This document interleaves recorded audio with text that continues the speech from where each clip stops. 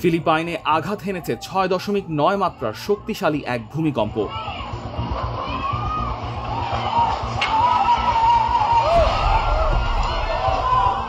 এএফপির প্রতিবেদন অনুযায়ী ভূমিকম্পে সেবু দ্বীপে অন্তত 60 জন নিহত হলেও হতাহতের সংখ্যা আরও বাড়তে পারে।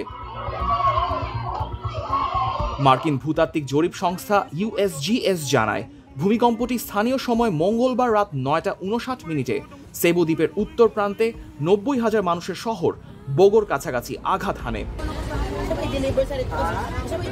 দেশটির সরকারি দুর্যোগ ব্যবস্থাপনা দপ্তরের উপপ্রশাসক রাফায়েলিতো আলেহান্দ্রো ম্যানিলায় সাংবাদিকদের বলেন, তারা হতাহতদের নতুন নতুন পরিসংখ্যান পাচ্ছেন এবং পরিস্থিতি দ্রুত পরিবর্তন হচ্ছে।